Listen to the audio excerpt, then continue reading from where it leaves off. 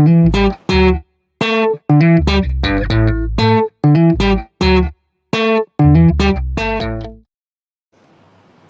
and welcome to this show of Red Sports. We had a fabulous Asian Games and now we'll be back with cricket. And with me is Joydeep Mukherjee, myself Atriya Mukherjee, so you can call it a Mukherjee show. And Joydeep, what the first impression? I mean, the World Cup's what started with a very exciting match. What's the first impression? Yeah, I think I was skeptical on how it takes off because sometimes, this is a long haul. This is really a marathon over a month and a half, a lot of ups and downs, and a lot of results that haven't gone. The result that hasn't gone with England losing, everybody is really going gung over it, but I don't think it's that big a deal because you will lose some in these. And you only lost to New Zealand, and we all know what happened when England and New Zealand played in the last time in a World Cup game. So they're a very good side, New Zealand. Yes, they were absolutely whitewashed, that's a different question, and we'll come to that in a bit. But I think it got off to a good start. Pakistan were up against it for a while, against Netherlands, but then ultimately showed how good they are. So all in all, I like the way it's come through. In a long tournament, as you said, I mean there will be 9 games, so you are bound to lose 1 or 2. So in that sense, possibly it's better to get that back match out of the way early on. Yeah, that and also the two ways of looking at it. Sometimes you can see you want the start to be good also, because if the start is not good, then sometimes what can happen is that you can get under a little bit of pressure. So everybody says start well, and then okay, the odd game here and there. But like I said, the series just before this World Cup started between England and New Zealand was a close one, and whenever they play, we don't give enough credit to New Zealand. Yes. As a cricket playing nation, cricket is not their number one sport yet. How good are they? In WTC, they were in the finals where we lost to them. Then they were in the World Cup final. But every time we talk about favourites, I listen to a lot of ex-cricketers who are talking about India 1, Australia 2, England 3, and some say New Zealand, some say Pakistan, some say South Africa. For me, New Zealand is always in the 3 because of how good they are. And their biggest plus point is they're not dependent on any 1 or 2 individuals. That's their biggest plus point. Whereas we are. If Virat Kohli and Rohit Sharma have a cold tournament, we will struggle. But for them, you look at the amount of talent they have. Conway, you know Conway's story, right? He was in South Africa, he gave up everything, sold his car to take a flight to New Zealand. And look where he is now. Look at Rachindra. Where Ravindra, where he was, last week batted at 10 in a test match. Look at him now. And in 70 ball 90 against Pakistan in the warm-up game was even better than this. Because they watched that. So this is the sort of talent they have. So for me, New Zealand will always be one of the favourites. Yeah, you said top 3. I would say, the last 4 World Cups, they have been in the semi-finals at least. Yeah. They're the only team to have done that. And yet they are the perennial underdogs. But anyway, now we have Shubhayan joining us from Chennai, where the India versus Australia match takes place tomorrow. We'll get Shubhayan and Devashish. Hi. Shubhayan, what's the update from Chennai? What about Gil? It's actually the first update is it's extremely hot. We all are burning, boiling, sweating right now outside the Chidambaram Stadium. So yes, first of all, it's going to be sunny. Unlike Guwahati and Trivandrum, it's going to be extremely hot. It's a red soil pitch here in Jaipur. So most probably all 3 spinners are going to play. Okay. And yeah, we'll come back to that. Well, you were talking about missing first choice players. New Zealand were without 3 of their first choice players against England, and yet they did so well. Now there is a very high chance that Shubman Gill will not be playing tomorrow against Australia, and that's definitely a setback for the Indian team. But in a long tournament like this, you do take these things in stride, don't you? You do, but at the same time, like I said a little bit earlier, the start is very, very important. You want to be on the right track. You want to hit the right notes early on. And that is why England, as much as they are saying, George Butler is saying that it's one-off game, we are not robots and all that. But deep down, I think it's just a phase that he's putting on because he knows that he has to egg his team along and he can't show a negative bone in him. But I also feel that this is also the time that everybody wants to start with. So Shubman Gill not being there is a huge issue for me in two reasons. One is that he is in the form of his life and he's a game-changing player. He's a sort of player, through all my years being involved with the game, along with all the technique and the temperament and everything else that comes with the game, what is one of the most important things is form and confidence. This game is so much about form and confidence, and I've seen sometimes very ordinary players looking great and vice versa when form has deserted them. So the sort of form that Shubman Gill is in, and Ishan Kishan comes in his place, we feel the heat of that. He will try to fill in the shoes of the Shubman Gill, which are right now bigger shoes to fill. Ishan Kishan has done really well, he's got a bright future, blah blah blah, we can go on. But Shubman Gill is a special player. Yes, Ashri Jaiswal is a special player. They are sort of players, when they play, you don't need anybody else to play. So from that point of view, I think they'll miss Shubman Gill big time. They will miss him, but if they lose the match, can you say that India lost the match because Shubman Gill didn't play? You can't say that because it's an 11-member team that plays, but you can certainly say that they missed it.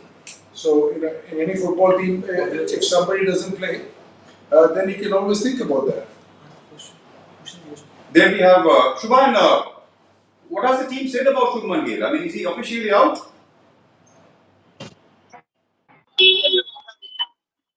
Yeah, Shubhan. Am I audible right now? Yes, you Yeah, are. am I audible? Yes. What was the question? Question was, what is the official update on Shubman Gill? Official update which Rahul Dravid gave yesterday was that he is being monitored very closely. The medical team has not ruled him out as of now. But of course, Rahul Dravid being the head coach of the team, he is never going to say that Shubman Gill is out of the Australia game and give psychological advantage to a team. But right now, as he is suffering from dengue fever, he is under the IV drip, given the IV drips, which is the normal phenomenon during dengue. So, in all likelihood, you can take my word 100% that Shubman Gill is going to play against Australia tomorrow, and in next place, it's likely that Ishan Kishan is going to play. Australia also have a problem with Marcus Stoinis. Any update on that?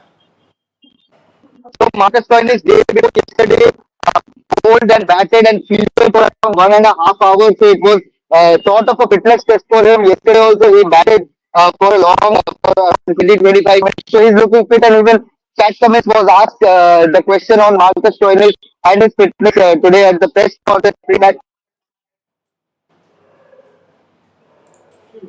And what's the atmosphere in Chennai like? I mean, for India over there, Chennai has a huge following for cricket. Ashwin is playing. What's the atmosphere over there? Well, I think he was chopping into that, so we'll come back to him in a bit.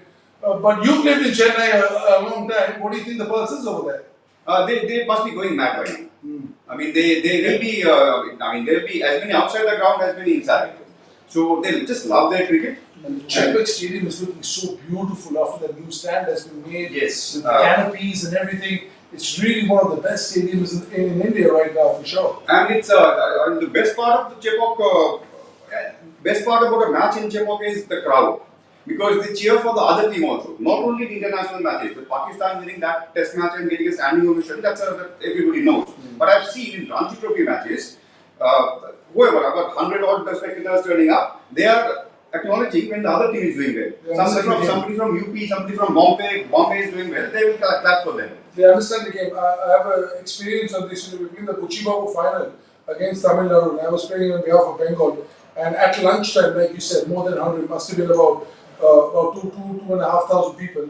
And just a lot of the people knew a lot about our players. Some of us were very young, starting our careers, but they knew what we had done, how we had fared the season before, how far we had gone, whether we played Three Trophy, whether we played Zilda Trophy. Somebody had gone into the running trophy, cup, and got some runs. So they really knew their cricket, which is good to see. They follow it very, very closely. They're very serious. Also domestic cricket, not just international. Yes, exactly. I mean, and that's where the laugh comes from. Yeah.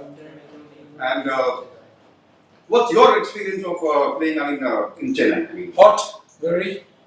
That's one. The conditions. Sunil Gavaskar sir said that the quickest wicket he's played in India ever was in Chennai.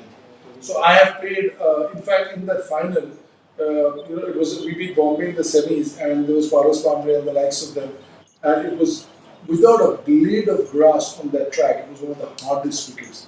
We couldn't put a spike mark on it. We couldn't take the leg stump guard. The bat was spinning out of, sort of skidding off. It was like a marble. It's like ever tried to get a spike mark on a marble and try that with the bat, which is a less sharper object. That one. Secondly, is the conditions you're going to play with because it's very, very hot and humid.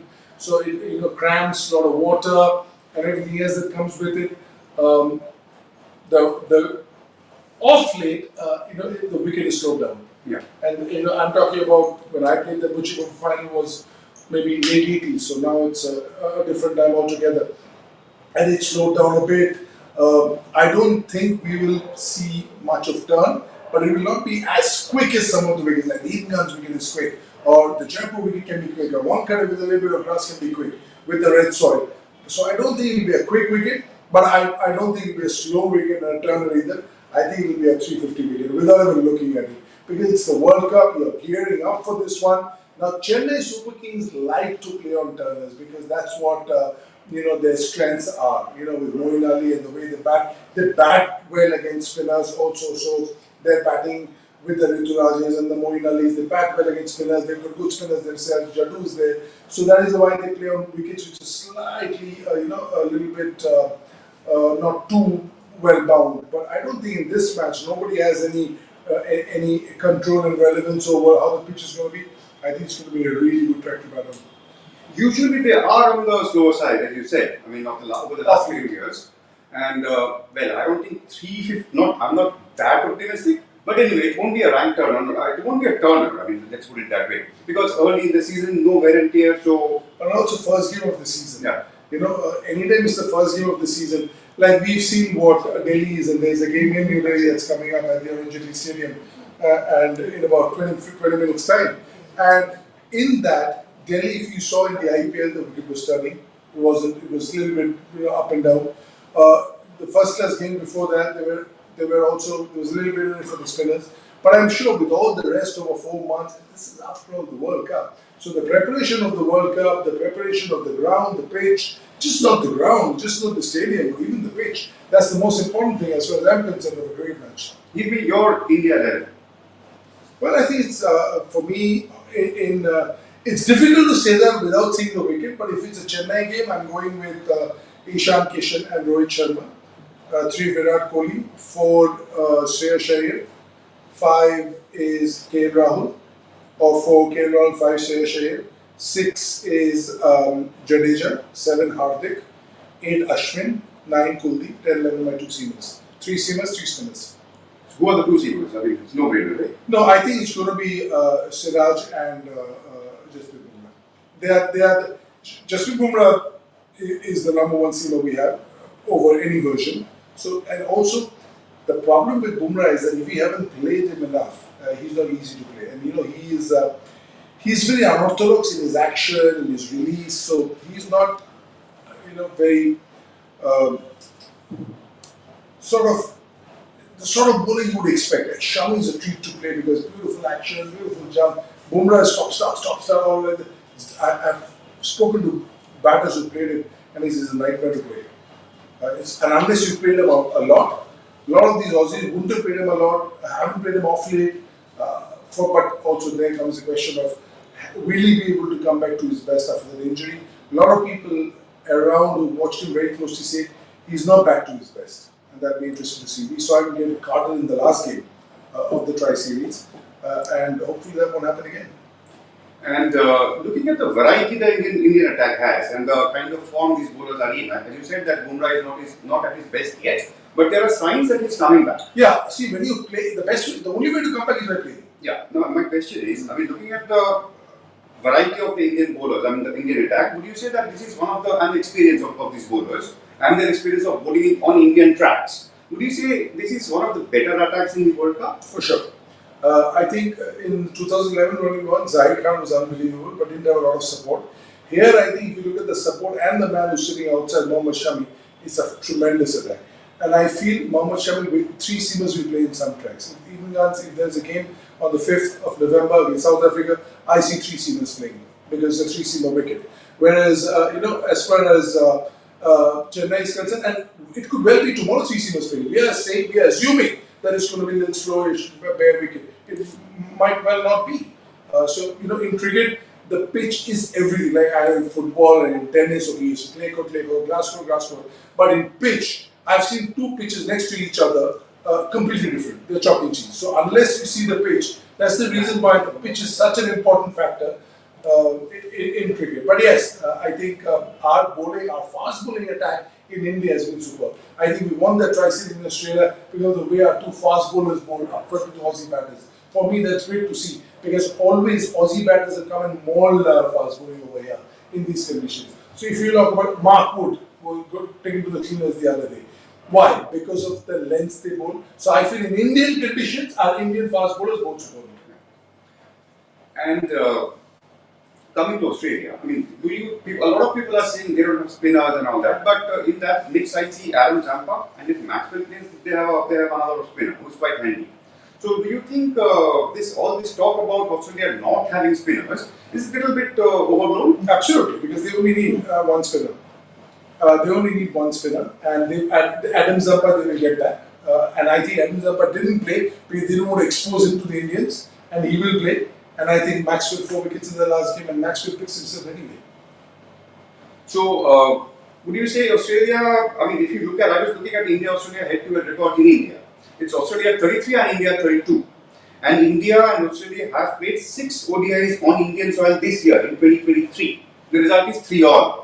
So do you think the teams heading to this match 50-50 or what we say, slight edge with India, slight edge with somebody else? What is it? No, I think it's 50-50. But before that, we've got Michael Clark. I know we've got a problem with Michael Clark, and we'll see what he's saying. What is their best 11? And I think both teams at the moment, India probably have had so much success, and a lot of their players that are probably not in their starting 11 have done so well. It's hard to work out what the right 11 is for India at the moment. Australia's got the same problems, not based on success though, probably based on injuries, lack of success. Apart from us winning the other day against India, we'd lost previous five ODI games before that. So we didn't play well in South Africa. We didn't play well in the first 2 ODIs in India. So we're got to work out, firstly, what is the brand of cricket we're trying to play? What a cricketer, what a captain Michael Clark is. And if you want to see the full interview, 6 p.m. is when that will be aired. Back to our chat. Yeah. We were talking about the Australian team. I mean, you were saying that it's 50-50. Yeah. I say 50-50 because I think both the teams are very, very closely knit. I feel 50-50 because, when Federer plays Nadal, it's always 50-50. When Djokovic plays Federer, it's 50-50. You can never say that who will win this game. And this is 2 big wigs going at each other. Right. And Labuschagne at the last moment has become their number 4 batsman. I mean, he came from nowhere, almost like Ashwin. Ashwin, I mean, looks like Harry Brook. Looks like Ashwin is the most important part of the Indian attack in some sense. So Labuschagne is a calming factor, you think? I mean, over there. I mean, yeah, he's the glue. He's the glue in the inning. I think he's the guy they'll go to if they're in trouble. If they're 100 for no loss, he will not be in the picture. They'll play with the other batters and they'll go hammer and tongs at the Indian players because that's the way this game is meant to be played now. And I said 350 because with this extra fielder inside the circle between 10 and 40, 70-80 runs is just added to the game. So that's the reason why. And Labuschagne will be the guy. If they're 120 for 3, he will be the glue. He will be the one everybody will bat around and make sure that he gets his safe runs and the others around him rally and get some quick runs. They were saying that Stoinis may not be available for this game because he has some nickel. Then they have a like-for-like replacement in Green. So do you think that way Australia will not really miss Stoinis? No, I think Stoinis is more of a finished product. Green, I think, probably has more potential.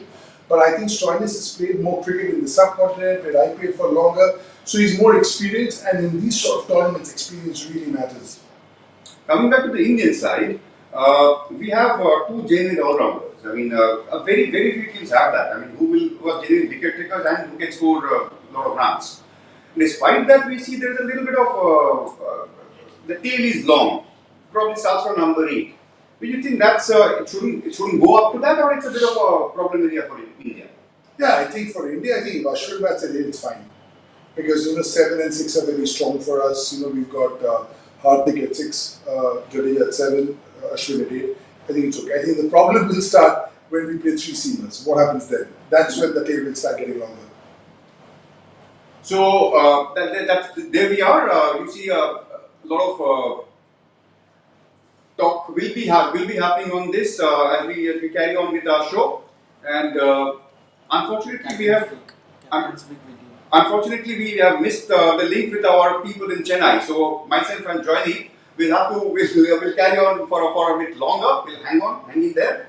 And so Johnny, so far what's been? I mean, I know it's been only 2.5 matches so far. But what's been your most standout moment of the World Cup so far? I'll come to that in a bit, but we've got 6 captains of the World Cup talking about the World Cup.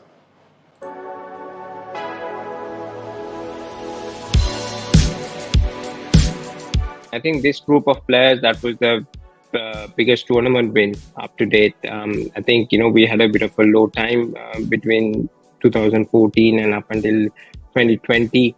Until this young group of players were put together by the selectors, few years back, and that was their biggest victory, the Asia Cup, and the character that they showed, the way they played. They had few injuries, but the young guys who came into the squad, stood up, and I believe they have that kind of confidence now going into this World Cup as well. We look at Naseem Shah's performances. He's been so consistent, and वो नया ball बहुत अच्छा करता है, वो middle overs भी बहुत अच्छे करता है, डेथ बॉलिंग भी he's been doing exceptionally well. मुझे ये लगता है कि ये हिट जरूर करेगी, और वो इसलिए भी ज्यादा हिट करेगा कि आपने किसी को इतने ज्यादा चांसेस दिए नहीं. आपने चांसेस दिए होते तो कोई आपके ऑलरेडी रेडी होता कि इतने बड़े प्लेटफॉर्म पे to come and do well, especially crunch situations में, because you're going to compete against all the teams to reach in the semis. तो उसमें ये है कि ये हिट जरूर करेगा पाकिस्तान को. I think they're a brilliant team, and I'd probably have them as second favourites at the moment. Personally, I think India at home are just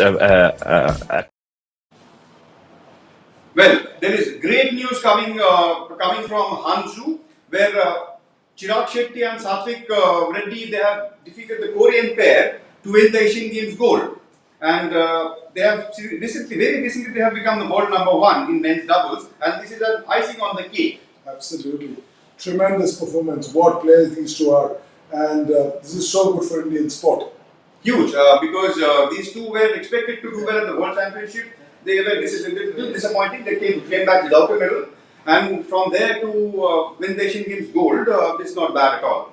So this wraps up a very good Indian campaign from China. There's another game going on over here at the Arun Jaitley Stadium in Delhi. It's Sri Lanka versus South Africa. South Africa, and Sri Lanka has won the toss, opted to field, which also tells me that it's a good wicket. But generally, if it's a slow wicket and a turner, then people want to bat first. Dew might come into play. It is, October.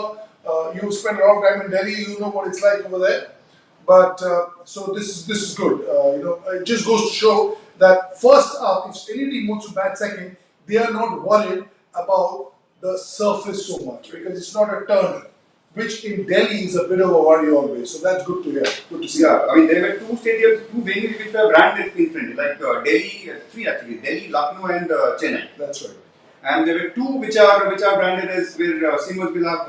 Let me give you the Sri Lankan team. It's Kushal Perera, Pathun Nisaka, Kushal Mendes, the wicketkeeper, Sadida Samanavikrama, Charit Asalanka, Dhananjay De Silva, Dasun Shalanayake, of course, the captain, Dunit Walalage. Then it's the Pathirana, the bowlers, Dilshan Madhushankar, and of course Rajita. For South Africa, and this is a strong side as well, Quinton de Kock, the wicketkeeper, Timba Bahua, the skipper, Rassi van der Dusen, Aiden Markram, Henrik Klaassen. For me, that could be the player of the tournament.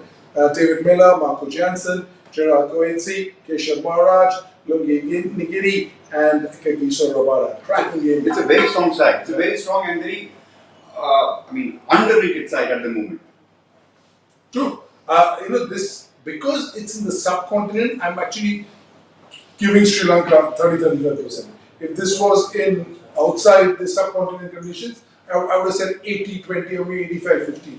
That's how good South Africa have been. But they have an issue of sometimes blowing hot, blowing cold.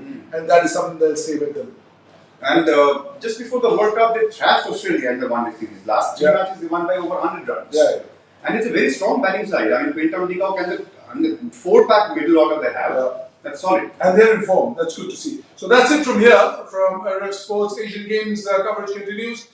Do keep watching us over there, and we shall be back with you mid-show and in-show, and of course tomorrow, the big game, India versus Australia.